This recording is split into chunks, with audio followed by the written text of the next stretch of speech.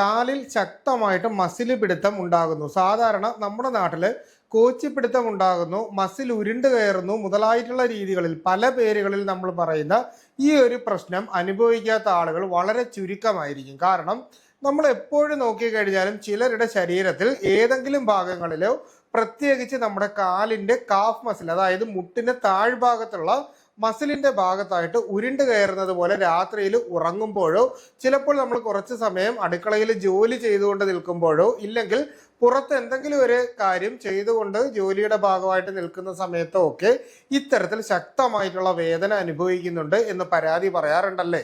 അപ്പോൾ ഇവിടെ നമ്മൾ മനസ്സിലാക്കാനുള്ളത്, ചിലർ വിചാരിക്കും പ്രായാധിക്യം കൊണ്ടാണ് നമുക്ക് ഈ പറയുന്ന പ്രശ്നം ഉണ്ടാകുന്നത്, മറ്റു ചിലർ പറയും സ്ത്രീകൾക്കാണ് കൂടുതൽ ഉണ്ടാവുന്നത്. പക്ഷേ ഇവിടെ നമ്മൾ അറിയാനുള്ളത് പ്രായാധിക്യം കൊണ്ട് മാത്രം ഉണ്ടാകുന്നതല്ല. അതായത് ഏത് പ്രായത്തിലുള്ളവർക്കും മസിൽ പിടുത്തം അല്ലെങ്കിൽ മസിൽ ഉരുണ്ട് കയറ്റം എന്ന് പറയുന്ന പ്രശ്നം ഉണ്ടാകാം. അതുപോലെ തന്നെ സ്ത്രീകൾക്കോ പുരുഷന്മാർക്കോ എന്നൊരു വ്യത്യാസം നമുക്ക് ഈ പറയുന്ന രോഗത്തിൽ പറയാനായിട്ട് സാധിക്കില്ല. അമിതവണ്ണം ഉള്ളവർക്കോ അല്ലെങ്കിൽ തീരെ മെലിഞ്ഞവർക്കോ ഉണ്ടാകും എന്നുള്ള രീതിയിൽ ഒരു ക്രൈറ്റീരിയയും നമുക്കിതിൻ്റെ അകത്ത് പറയാനായിട്ട് സാധിക്കില്ല എന്നൊരു കാര്യമാണ് നമ്മൾ മനസ്സിലാക്കാനുള്ളത്. അപ്പോൾ ഇന്നത്തെ എപ്പിസോഡിൽ ഞാൻ നിങ്ങളുമായിട്ട് സംസാരിക്കുന്നത്, ഒന്ന്, നമുക്ക് ഈ പറയുന്ന രീതിയിലുള്ള മസിൽ ഉരുണ്ട് കയറ്റം അല്ലെങ്കിൽ മസിൽ പിടുത്തം ഉണ്ടാകുന്നത് എന്തുകൊണ്ട്, ഇതിൻ്റെ കാരണങ്ങൾ എന്തൊക്കെയാണ്, ഇതെങ്ങനെ പരിഹരിക്കാം, ഇതിനു വേണ്ടിയിട്ട് നമുക്ക് ചെയ്യാൻ പറ്റുന്ന ചില എക്സർസൈസുകളെ പറ്റിയിട്ടും അതുപോലെ തന്നെ നമുക്ക് ഉപയോഗിക്കാൻ പറ്റുന്ന 1-2 എണ്ണകളെ പറ്റിയിട്ടും ഇന്ന് ഞാൻ നിങ്ങളോട് പറയുന്നുണ്ട്. അതായത് വീട്ടിൽ എളുപ്പത്തിൽ എങ്ങനെ പരിഹരിക്കാം എന്നുള്ളതാണ് ചുരുക്കി അങ്ങ് പറഞ്ഞാൽ. അപ്പോൾ ആദ്യം തന്നെ നമുക്കിതിൻ്റെ കാരണങ്ങളിലേക്ക് വരാം. ചില പ്രദേശങ്ങൾക്കനുസരിച്ച് ചിലപ്പോൾ ചൂട് കൂടുതലായിട്ടുള്ള ഏരിയ ആയിരിക്കും, എന്നാൽ മറ്റു ചില പ്രദേശങ്ങൾ തണുപ്പ് ഉള്ള സ്ഥലങ്ങളായിരിക്കാം. ചിലപ്പോൾ ഇവ രണ്ടും മാറിയും തിരിഞ്ഞും വരുന്ന രീതിയിലുള്ള ഒരു സ്ഥലവുമായിരിക്കാം. അപ്പോൾ ഈ പറയുന്ന രീതിയിൽ നമ്മുടെ ക്ലൈമറ്റിനനുസരിച്ചോ അല്ലെങ്കിൽ നമ്മൾ കിടക്കുന്ന റൂമിനനുസരിച്ചോ ചിലപ്പോൾ കുറച്ച് സമയം AC ഇട്ടിട്ട് കുറച്ച് സമയം നമ്മൾ AC ഓഫ് ചെയ്ത് കിടക്കും. അപ്പോൾ ഈ പറയുന്ന രീതിയിൽ ഫാനും ഇതുപോലെ തന്നെ മാറിയും തിരിഞ്ഞും ഇടുന്ന സ്വഭാവം ഉണ്ടെങ്കിൽ നമുക്ക് ഈ ചൂടിലുണ്ടാവുന്ന അല്ലെങ്കിൽ തണുപ്പിലുണ്ടാവുന്ന വേരിയേഷൻ കൊണ്ട് നമുക്ക് മസിൽ ഉരുണ്ട് കയറ്റം ഉണ്ടാകാനുള്ള സാധ്യത വർദ്ധിക്കുന്നുണ്ട്. സാധാരണ ഉണ്ടാകുന്ന ആളുകളെക്കാൾ കൂടുതൽ വെള്ളം കൂടി കുറഞ്ഞിട്ടുള്ള ആളുകൾ, അതായത് ശരീരത്തിൽ നിർജ്ജലീകരണം ഉണ്ടാകുന്ന, അമിതമായിട്ട് വെയിൽ കൊള്ളുകയോ അല്ലെങ്കിൽ അമിതമായിട്ട് നമ്മുടെ ശരീരം വിയർപ്പിലൂടെ നമുക്ക് സോഡിയം നഷ്ടപ്പെട്ടു പോകുന്ന അവസ്ഥയിലുണ്ടെങ്കിലോ, ഇനി BP ഉള്ള ആളുകളെ സംബന്ധിച്ച് ഉപ്പ് കഴിക്കുന്നതിൽ തീരെ കഴിക്കാതെ വരുന്നൊരവസ്ഥയോ, അല്ലെങ്കിൽ സാധാരണക്കാരെ സംബന്ധിച്ച് ഉപ്പിൻ്റെ അളവ് അല്ലെങ്കിൽ സോഡിയത്തിൻ്റെ അളവ് നമ്മുടെ ശരീരത്തിൽ കിട്ടാതെ വരുന്ന ഒരു സാഹചര്യം ഉണ്ടായാലും നമുക്ക് ഈ പറയുന്നത് പോലെയുള്ള മസിൽ ഉരുണ്ട് കയറ്റം ഉണ്ടാകാനുള്ള സാധ്യതയുണ്ട്.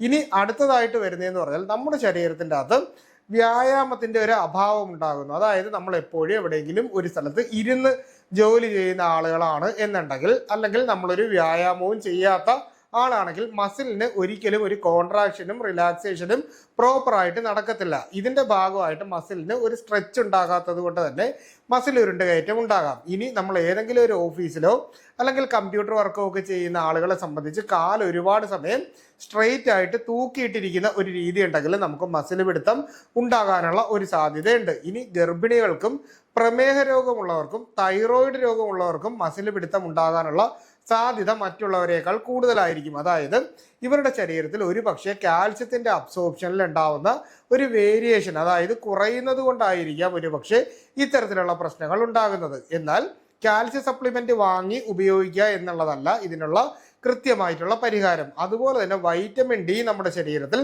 ക്രമാതീതമായിട്ട് കുറഞ്ഞു കഴിഞ്ഞാലും നമുക്ക് ഈ പറയുന്ന രീതിയിലുള്ള പ്രശ്നം ഉണ്ടാകാനുള്ള സാധ്യത ശരീരത്തിൽ വർദ്ധിപ്പിക്കും.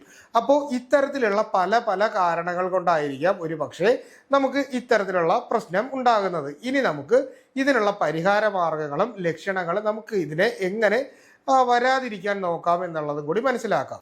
ആദ്യം തന്നെ നമുക്കിതിൻ്റെ പരിഹാര മാർഗങ്ങളിലേക്ക് വന്നാൽ, ഇപ്പം നമ്മൾ കിടക്കുന്ന സമയത്തോ ഒരു സ്ഥലത്ത് നിൽക്കുന്ന സമയത്തോ ആണ് നമുക്ക് ഈ വേദന, അതായത് മസിൽ ഉരുണ്ട് കയറി ഒരു പിടുത്തം ഉണ്ടാകുന്നത് എങ്കിൽ നമ്മൾ പരമാവധി ആ മസിലിനെ റിലാക്സ് ചെയ്യുന്നതിന് വേണ്ടിയിട്ട് ആ ഭാഗത്തേക്ക് ശ്രദ്ധിക്കാതിരുന്നുകൊണ്ട് മുന്നോട്ട് നടക്കാനോ അല്ലെങ്കിൽ ഓപ്പോസിറ്റ് ഡയറക്ഷനിലേക്ക് കാല് മടക്കുകയോ നിവർത്തുകയോ ചെയ്യാനുള്ള ഒരു രീതിയും ബ്രീത്തിങ് പെട്ടെന്ന് തന്നെ നമ്മുടെ കൺട്രോളിൽ നിർത്താനുള്ള ഒരു ശ്രമം, അതായത് വളരെ സാവധാനം ശ്വാസം എടുക്കുകയും സാവധാനം വിടുകയും ചെയ്യുവാണെങ്കിൽ നമുക്ക് ഈ പറയുന്നത് പോലെ പെട്ടെന്ന് റിലാക്സ് ആവുന്നതായിട്ട് കാണാനായിട്ട് പറ്റും. ഇനി അടുത്തതായിട്ട് വെള്ളം കുടിക്കുന്നതിൻ്റെ അളവിൽ കുറവുണ്ടെങ്കിൽ നമ്മൾ ഒരു ദിവസം 3 മുതൽ 3.5 ലിറ്റർ വരെ വെള്ളം നമ്മൾ കുടിക്കുക. ഉപ്പ് ചേർന്നിട്ടുള്ള ഇളം നാരങ്ങ വെള്ളം നമ്മൾ കുടിക്കില്ലേ, അതുപോലെ നാരങ്ങ വെള്ളമോ അല്ലെങ്കിൽ ഇളം ചൂടിലുള്ള കഞ്ഞി വെള്ളത്തിൽ ഉപ്പിട്ടിട്ട് കുടിക്കുന്നതോ നമുക്ക് ഈ പറയുന്ന രീതിയിൽ സോഡിയത്തിൻ്റെ അളവ് ശരീരത്തിൽ ക്രമീകരിക്കുന്നതിന് വേണ്ടിയിട്ട് സഹായിക്കും.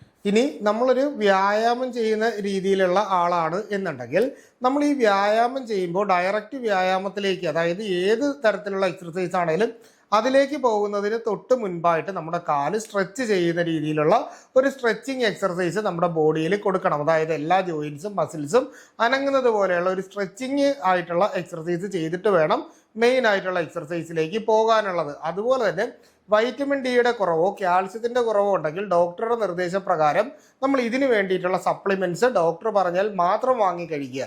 അതുപോലെ തന്നെ നമുക്ക് പുകവലി, മദ്യപാനം മുതലായിട്ടുള്ള ഏതെങ്കിലും ഒരു ശീലമുണ്ടെങ്കിൽ ഇത് പൂർണ്ണമായിട്ട് ഒഴിവാക്കേണ്ടത് വളരെ അത്യാവശ്യമാണ്. ഡീഹൈഡ്രേഷൻ ഉണ്ടാകാനുള്ള പ്രധാനപ്പെട്ട ഒരു കാരണം ഇതുകൂടിയാണ്. അതുപോലെ തന്നെ നമ്മുടെ മസിൽസിനെ എപ്പോഴും കിടക്കുന്നതിന് മുൻപായിട്ട് ചെറുതായിട്ടൊന്ന് പ്രസ് ചെയ്ത് കൊടുത്തിട്ട് നമ്മൾ കിടക്കുകയാണ് എന്നുണ്ടെങ്കിൽ മസിൽസ് ഒന്ന് റിലാക്സ് ചെയ്തതിന് ശേഷം ഉറങ്ങാൻ പോകുന്ന ഒരു രീതിയിലേക്ക് നമുക്ക് കൊണ്ടുവരാനായിട്ട് സാധിക്കും. ഇനി നമ്മുടെ ഈ ഒരു പ്രശ്നത്തെ സംബന്ധിച്ച് എപ്പോഴും തണുപ്പാണ് പ്രധാനമായിട്ടുള്ള ഒരു വില്ലൻ. അപ്പോൾ രാത്രിയിൽ നമ്മൾ കിടക്കുന്ന സമയത്ത് നമ്മുടെ കാലിലേക്ക് തണുപ്പടിക്കുന്നത് പരമാവധി കുറയ്ക്കുക. ഒരു കമ്പിളിയോ ബെഡ്ഷീറ്റോ ഉപയോഗിച്ച് നമ്മൾ കാല് കവർ ചെയ്യുക, ഇല്ലെങ്കിൽ ഒരു സോക്സ് എങ്കിലും നമ്മുടെ കാലിൽ ഇടാനുള്ള ഒരു രീതി കൊണ്ടുവരിക. ഇനി കിടക്കുന്ന സമയത്ത് കാലൊരിക്കലും ബെഡിൽ നിന്ന് പുറത്തേക്ക് ഇറങ്ങി തൂങ്ങി കിടക്കുന്നത് പോലെയുള്ള ഒരു രീതിയിലേക്ക് പോകാതിരിക്കാനായിട്ട് ശ്രദ്ധിക്കണം. വീട്ടിൽ ഗ്രാനൈറ്റോ അതുപോലെ തന്നെ ടൈലോ ആണ് ഇട്ടിരിക്കുന്നത് എന്നുണ്ടെങ്കിൽ തീർച്ചയായിട്ടും വീട്ടിൻ്റെ അകത്ത് സോഫ്റ്റ് ആയിട്ടുള്ള ഒരു ചപ്പൽ ഇടേണ്ടത് വളരെ അത്യാവശ്യമാണ്. ഇനി നമുക്ക് വേണ്ടത്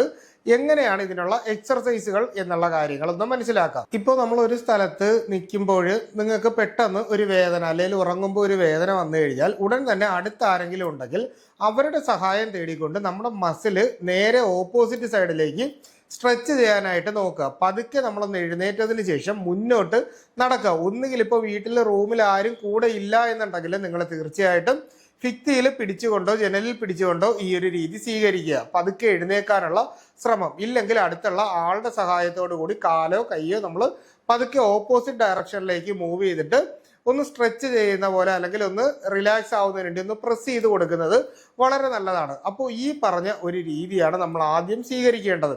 ഇനി നമുക്ക് ഒരു 3 തരത്തിലുള്ള വ്യായാമം ഞാൻ പറയുന്നുണ്ട്. അതിൻ്റെ അകത്ത് ഏറ്റവും പ്രധാനപ്പെട്ടത് കാഫ് മസിൽ സ്ട്രെച്ച് എക്സർസൈസ് എന്നാണ് പറയുന്നത്. അതിൻ്റെ ഫോട്ടോ ഞാൻ ഈ ഒരു സൈഡിൽ നിങ്ങൾക്ക് കാണിച്ചു തരാം. അപ്പോൾ ഈ എക്സർസൈസിലേക്ക് വന്നു കഴിയുമ്പോൾ നമ്മൾ ചെയ്യാനുള്ളത്, നമ്മൾ നേരെ എഴുന്നേറ്റ് നിന്നുകൊണ്ട് നമ്മുടെ കൈകൾ രണ്ടും മുന്നോട്ട് തള്ളി ഒരു ഭിത്തിയിലേക്ക് പിടിക്കുക. അതിനുശേഷം നമ്മുടെ ഒരു കാല് മുന്നോട്ടും ഒരു കാല് ബാക്കിലോട്ടും വെച്ചതിന് ശേഷം നമ്മുടെ കാഫ് മസിൽ സ്ട്രെച്ച് ചെയ്യുന്നത് പോലെ നിൽക്കുക. അതിനുശേഷം ഇതൊരു 1 മിനിറ്റ് മുതൽ 2 മിനിറ്റ് വരെ വലത് കാലിൽ ചെയ്തു കഴിഞ്ഞാൽ അടുത്തതായിട്ട് ഭിത്തിയിലോട്ട് ഇങ്ങനെ തള്ളി പിടിച്ചുകൊണ്ട് തന്നെ നമ്മുടെ മറ്റു കാലിൽ, അതായത് നമ്മുടെ ഇടത് കാലിലേക്ക് ചെയ്യാനുള്ള ഒരു രീതി കൊണ്ടുവരണം.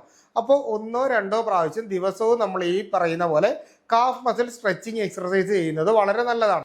ഇനി രണ്ടാമത്തെ വ്യായാമം എന്ന് പറയുന്നത് ക്വാഡ്രിസെപ്സ് മസിലിനെ സ്ട്രെച്ച് ചെയ്യുന്നതിന് വേണ്ടിയിട്ടുള്ള എക്സർസൈസ് ആണ്. ഇത് വളരെ എളുപ്പത്തിൽ നമുക്ക് ചെയ്യാൻ പറ്റുന്ന ഒന്നാണ്. അതായത് നമ്മൾ നിവർന്ന് നിന്നുകൊണ്ട് നമ്മുടെ കാലിനെ മുട്ട് മടക്കി ബാക്കിലേക്ക് കൊണ്ടുവന്നതിന് ശേഷം നമ്മുടെ പാദം സ്ട്രെച്ച് ചെയ്യുന്ന ഒരു രീതിയാണ് ഈ എക്സർസൈസിൽ വരുന്നത്. ഫോട്ടോ നിങ്ങൾക്ക് കാണുന്നുണ്ടല്ലോ. അപ്പോൾ ആ പറയുന്ന രീതിയിൽ നമ്മുടെ ഈ മസിലിനെ സ്ട്രെച്ച് ചെയ്ത് നിർത്തുന്നതിലൂടെ നമുക്ക് ഈ പറയുന്ന രീതിയിലുള്ള മസിൽ പിടുത്തം ഒഴിവാക്കാൻ പറ്റും. ആദ്യം നമ്മൾ ഒരു കാലിൽ, അതായത് വലത് കാലിലാണ് 1 മിനിറ്റ് സമയം ചെയ്യുന്നതെങ്കിൽ അടുത്തതായിട്ട് ഇടത് കാലിൽ വേണം 1 മിനിറ്റ് സമയം ചെയ്യാനുള്ളത്. ഇപ്പോൾ നമുക്ക് നിൽക്കാൻ ഒരു ബുദ്ധിമുട്ടുണ്ടെങ്കിൽ ഒരു കൈ കൊണ്ട് ഒരു ഭിത്തിയിൽ പിടിച്ചുകൊണ്ട് ചെയ്യുന്നത് കൊണ്ടോ അല്ലെങ്കിൽ ഒരു ടേബിളിലോ അല്ലെങ്കിൽ ജനലിലോ പിടിച്ചുകൊണ്ട് ചെയ്യുന്നത് കൊണ്ടും ഇതിൽ തെറ്റൊന്നും പറയാനില്ല. അപ്പോൾ അങ്ങനെ വേണേലും ചെയ്യാം. ഈ രീതിയിൽ 3 പ്രാവശ്യം, അതായത് 3 സിറ്റിംഗ് വെച്ച് രാവിലെയും വൈകിട്ടും ഓരോ പ്രാവശ്യം നമ്മൾ ചെയ്യുകയാണെങ്കിൽ നമുക്ക് ഈ പറയുന്ന രീതിയിലുള്ള ബുദ്ധിമുട്ടുകൾ മാറ്റിയെടുക്കാനായിട്ട് സാധിക്കും. ഇനി മൂന്നാമത്തെ എക്സർസൈസ് എന്ന് പറയുന്നത് ഹാംസ്ട്രിങ് മസിൽസിന് വേണ്ടിയിട്ടുള്ള എക്സർസൈസ് ആണ്. അതായത് നമ്മൾ നിലത്ത് ഇരുന്നു കൊണ്ട് നമ്മുടെ ഒരു കാല് മുന്നോട്ട് നീട്ടുക. നീട്ടിയതിന് ശേഷം അതിൻ്റെ തള്ളവിരലിലേക്ക് നമുക്ക് എത്തിപ്പിടിക്കാൻ പറ്റുന്നത് പോലെ നമ്മുടെ കാല് ബാക്ക് സൈഡിലോട്ട് മടക്കിക്കൊണ്ട് കൈ മുന്നിലേക്ക് കൊണ്ടുപോകുന്നതിനെയാണ് നമ്മൾ ഈ പറയുന്ന എക്സർസൈസിൽ വരുന്നത്. നമ്മൾ ഏകദേശം 30 സെക്കൻഡ് മാത്രമാണ് ഇത് ചെയ്യാൻ പറ്റുന്നത്. അതിൽ കൂടുതൽ ചെയ്താൽ ശക്തമായിട്ടുള്ള വേദന അനുഭവപ്പെടും. അപ്പോൾ ഈ രീതിയിൽ വലത് കാലും ഇടത് കാലും മാറിയും തിരിഞ്ഞും നമ്മൾ ചെയ്യുക. ഇതും 3 പ്രാവശ്യം വെച്ചിട്ട് ദിവസത്തിൽ 2 നേരം ചെയ്തു കഴിഞ്ഞാൽ നമുക്ക് ഈ പറയുന്ന രീതിയിലുള്ള വേദനകൾ വരാതിരിക്കുന്നതിന് സഹായിക്കും. ഇത് 3ഉം കൂടി ഒരു ദിവസം തന്നെ ചെയ്യണം എന്ന് ഉള്ള കാര്യമില്ല. നമുക്ക് ഓരോ ദിവസവും ഓരോ തരത്തിലുള്ള എക്സർസൈസുകൾ ആക്കിക്കൊണ്ട് പോകുന്നതായിരിക്കും നമുക്ക് ഏറ്റവും സേഫ് ആയിട്ട് പറ്റുന്നത്. ഇനി ഇതിന് വേണ്ടിയിട്ട് നമുക്ക് ഉപയോഗിക്കാൻ പറ്റുന്ന ഓയിലിനെ പറ്റിയിട്ടാണ് പലരും സംശയം ചോദിക്കുന്നത്. ഇതിന് പറ്റുന്ന ഏറ്റവും പ്രധാനപ്പെട്ട നല്ല ഒരു എണ്ണ എന്ന് പറയുന്നത് മഹാനാരായണ തൈലമാണ്. അതായത് മഹാനാരായണ തൈലം നമ്മൾ വാങ്ങിയതിന് ശേഷം ചൂടാക്കിയിട്ട് നമ്മുടെ കാലിൻ്റെ താഴ്ഭാഗത്ത് നിന്ന് മുകൾ ഭാഗത്തിലേക്ക് തേച്ച് പിടിപ്പിച്ചിട്ട് മസിൽ നന്നായിട്ട് നമുക്ക് സ്ട്രെച്ച് ചെയ്ത് കൊടുക്കുക. അതായത് നമ്മളിങ്ങനെ ഞെക്കി കൊടുക്കില്ല, അപ്പോൾ ആ രീതിയിൽ ഒന്ന് പ്രസ് ചെയ്ത് കൊടുക്കുകയും നമ്മൾ ഇളം ചൂടുവെള്ളം ചൂടാക്കിയതിന് ശേഷം നമ്മൾ ഈ ഒരു ഭാഗത്ത് ആവി പിടിച്ചു കൊടുക്കുന്നതും വളരെ നല്ലതാണ്. അപ്പോൾ ഈ പറയുന്ന രീതിയിൽ മഹാനാരായണ തൈലമോ കേതകി മൂലാദി എന്ന് പറയുന്ന തൈലമോ വാങ്ങിയിട്ട് നമ്മൾ ചെയ്തു കഴിഞ്ഞാൽ നല്ല രീതിയിൽ നമുക്ക് ഈ പറയുന്ന മസിൽ പെയിൻ കുറച്ച് നിർത്താനായിട്ട് സഹായിക്കുന്നതാണ്. അപ്പോൾ ഈ പറഞ്ഞ കാര്യങ്ങൾ നിങ്ങൾക്ക് മനസ്സിലായി കാണുമെന്ന് വിചാരിക്കുന്നു. എന്തെങ്കിലും സംശയങ്ങൾ ഉണ്ടെങ്കിൽ തീർച്ചയായിട്ടും കമൻ്റായിട്ടോ വാട്സാപ്പിൻ്റെ നമ്പറിലോ ചോദിക്കുക. കൃത്യമായിട്ടുള്ള റിപ്ലൈ നിങ്ങൾക്ക് കിട്ടുന്നതായിരിക്കും. അപ്പോൾ ഇത്തരത്തിലുള്ള പുതിയ പുതിയ അറിവുകളായിട്ട് നമുക്ക് വീണ്ടും മറ്റൊരവസരത്തിൽ കണ്ടുമുട്ടാം. അതുവരെ എല്ലാവർക്കും ഗുഡ് ബൈ.